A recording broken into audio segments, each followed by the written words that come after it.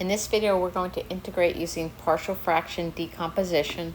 So the idea is going to be something like this. You're going to be given something like this, and we're going to break it up into the parts. We're going to break it up to what it was before it was added together, and then we're going to integrate each of those fractions separately. So before we even get into the calculus of this, we need to review how you break up a fraction. So let me do an example here. So let's say we had 3x minus 8 over x squared minus 4x minus 5. So again, my goal here is to break it up into two fractions, to the two fractions before they were combined to get this single fraction. That's my goal here. So how you're going to do it is you're going to first factor it. So this factors to x minus 5, x plus 1. So I have two factors.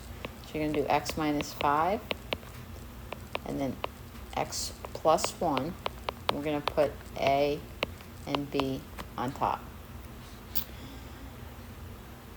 So if we were to add these together, right, this would get that, this would get that, because both of them would be the common denominator. So I'm going to say 3x minus 8. I'm going to show all the work for it here. You don't need to do this all the time. So it's going to be a times x plus 1 plus b times x minus 5 over x minus 5, x plus 1. Since this and this are the same, we can take that out and say 3x minus 8 equals a, x plus 1 plus b, x minus 5. The way I like to do this is to pick values for x that make a 0.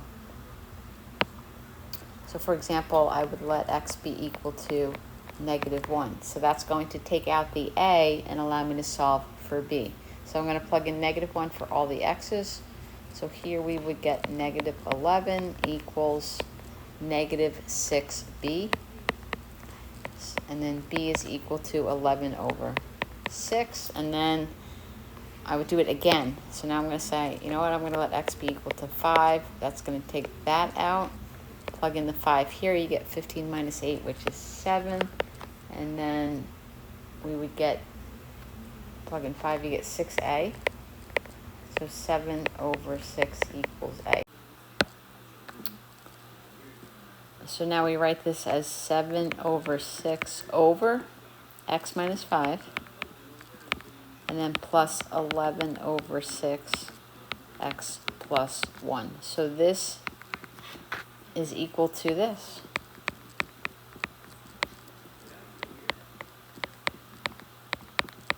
So if you were to just take this, add it together, get your common denominator, multiply by the x plus 1, multiply by the x minus 5, you're going to get the original. So our goal is going to be to break something up into the parts, then we integrate the parts. So when do we use it? First and foremost, the bottom degree has to be larger than the top. If you remember in 7.1, the degrees were equal. We use long division. So the bottom is bigger. And it's going to be when you have something that factors on the bottom. So let's go ahead and factor this one. We're going to get x minus 3 and x minus 2. So I'm going to start with 1 over x squared minus 5x plus 6 equals, so we have a over x minus 3 plus b over x minus 2.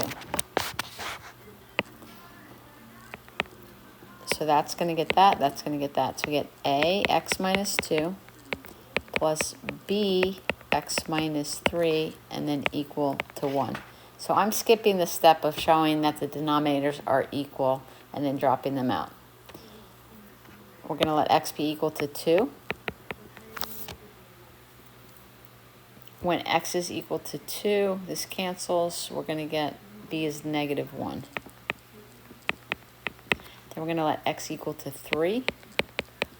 This would cancel out. We're going to get 1, so 1. So a is 1. So I'm going to rewrite it And then I'm just going to throw it into the integral. So we're going to integrate. So a is first, so it's 1 over x minus 3. And then b is negative 1, so I should just... Oh, that's fine. So then minus the integral of 1 over x minus 2 dx. You can see why most of the time you're going to get ln for this. So we're going to get, this is just ln, so ln of x minus 3, and then minus ln of x minus 2 plus c. Just be aware you can condense. You don't have to on your own. But if it's a multiple choice question, they are probably going to condense it. So this would be ln of x minus 3 over x minus 2 plus c. Remember, subtraction, when you condense, becomes division. Next one, we're going to factor. You get x, and then the bottom becomes x plus 3, x minus 3. So x plus 3, x minus 3. So for each factor, you need a fraction. So we're going to get a over x plus b over x plus 3 plus c over x minus 3. This is what we call, these are called non-repeating linear factors. So they're not repeating, meaning they only show up one time. They're linear to the first power. So we only do linear factors for the AP exam. So nothing quadratic. So it's always going to be x to the first power, but these are non-repeating. They're all different.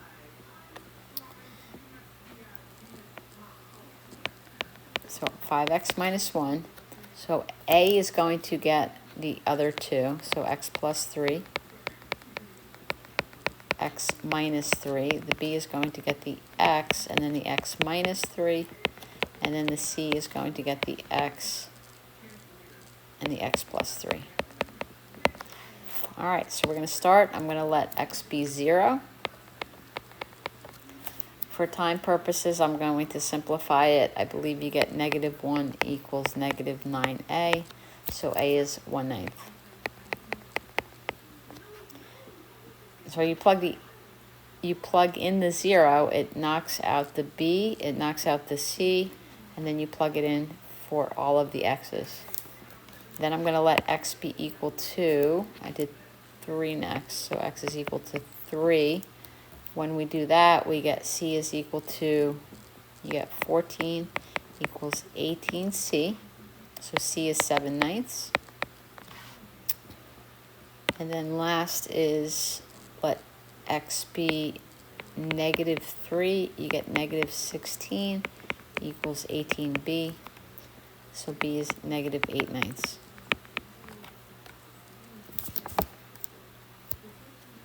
So I've got 1/9,